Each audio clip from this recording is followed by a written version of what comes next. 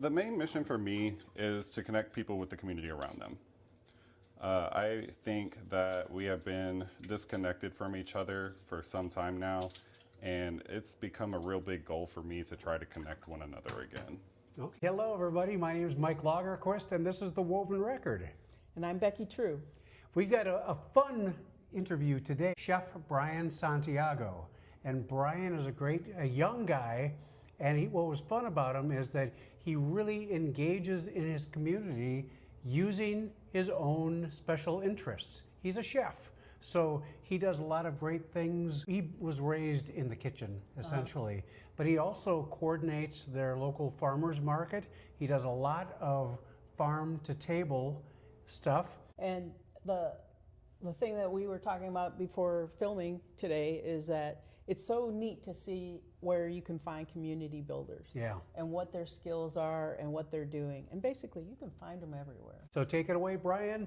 And everybody, please come back and enjoy our videos because we are out here building community and we hope that you'll want to be a part of that.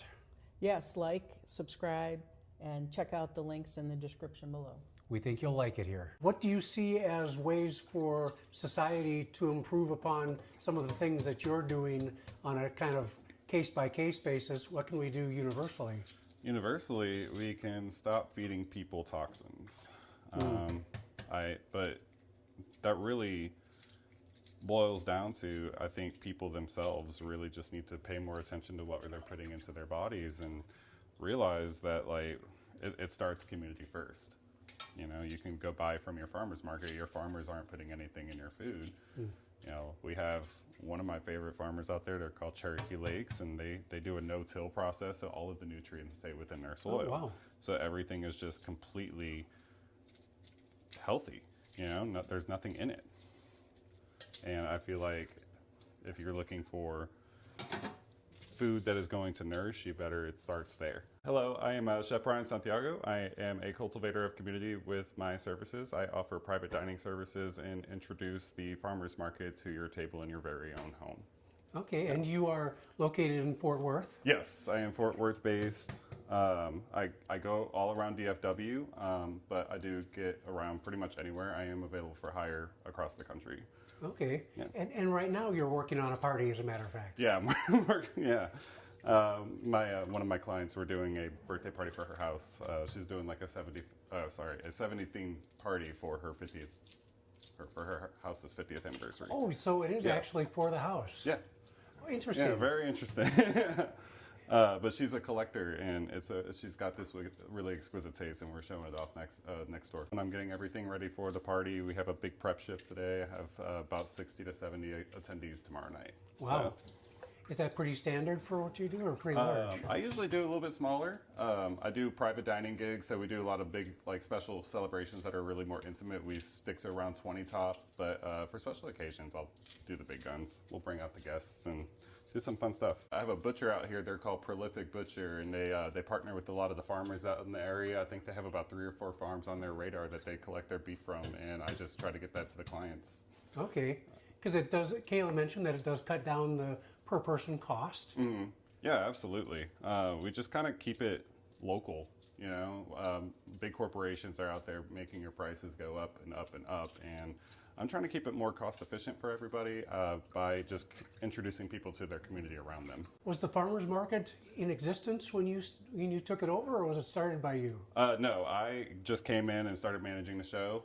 My friend Amanda is my boss, but she runs the show, and we staff it out and we get it all set up. We're at Edwards Ranch. It's called the Clear Fork Farmers Market, and we are every Saturday from 8 to 12, all year round. I kind of like to get lost in the sauce of the process. That's the beauty of what I do. There's a lot of little details, and I really love details. Okay, and you were talking before we got on camera about some of the other things you do, putting together the menus and putting them out for people to see as they're eating. As they're eating, yeah, no, absolutely. I try to keep everything super seasonal. I really, like I said, everything's a farm-to-table approach, so everything is whatever is available at my farmer's market is what's going to go onto the table, but I do a rotating seasonal menu for you to choose from, and there's custom options within that, but most of the time we try to keep it, and it's beautiful.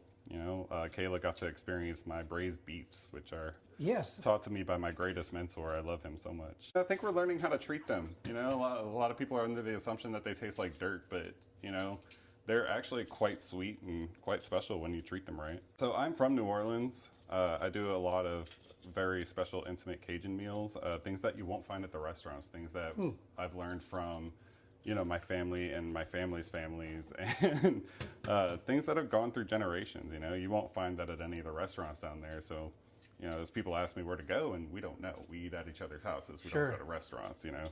So it's really special, and it's a lot more personal. The main mission for me is to connect people with the community around them. I think that we have been disconnected from each other for some time now, and it's become a real big goal for me to try to connect one another again.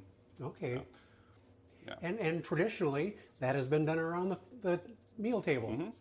It's been done around the meal table. Another one of my favorite places is around a campfire. I help my buddy Sean. We do butchery classes most of the time throughout the winter and spring. And one of the highlights of that is our Saturday nights around the campfires. All of our students just really getting to know each other, and it's one of my favorite places. You participated in a small group, I think it was, Chaos to Confidence. Oh. Was it you and two other people involved in that? Yeah, that was my best friend Jennifer. Her name is Jennifer. Her business is Jennifer Land Coaching. She's been a life coach for a while, and we have her friend Danae that joined us for that one, but that's a rotating spot right now. And basically, it goes back to that disconnect that I find that everybody has with each other. We're trying to help people find themselves again. You know, so the chaos is, you know, everything that goes on in your head, and we want to find a way to connect yourself with yourself, and that way you can. How do I explain it? That way you can just go out to the world and be a little bit more confident with yourself. You know, I feel like we've lost our way. We have so many societal obligations and so many limiting beliefs that thrown on us from birth. You know, our parents taught us to be limiting beliefs with ourselves, and I don't know. It's time to break cycles and really just live for you. And that's what I really aim to teach people with that. I don't want to call it exercises, but one of the things you did in that last group was taking one of your recipes and kind of putting it in the hands of the people who were cooking it.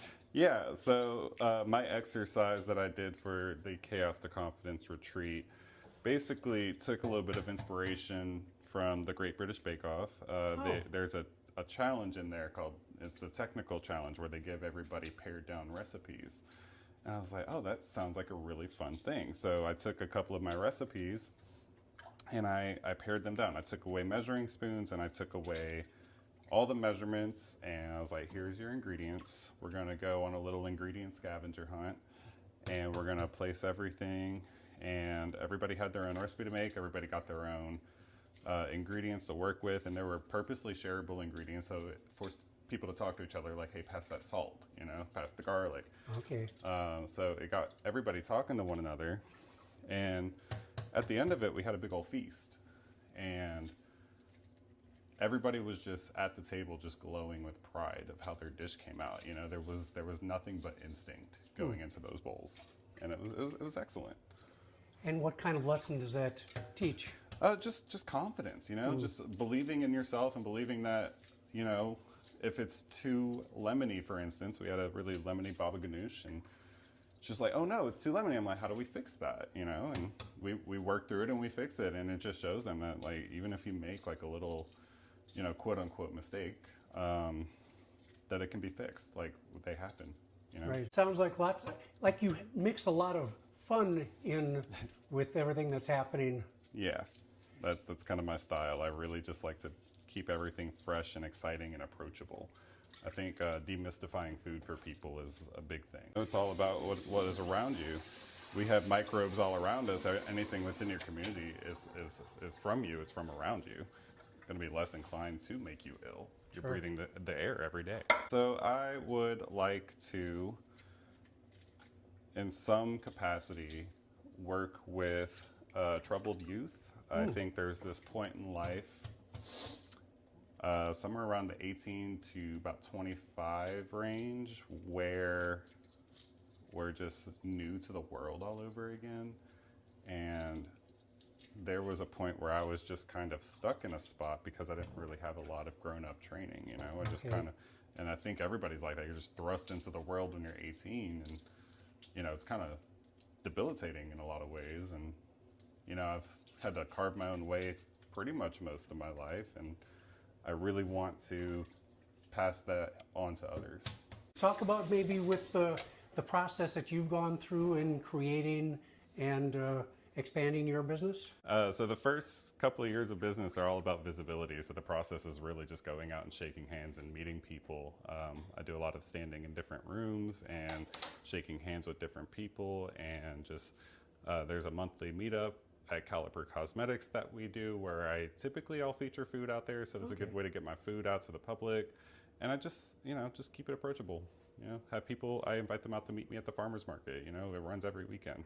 Come see me. Okay. All right. And you've been a good response? Yeah.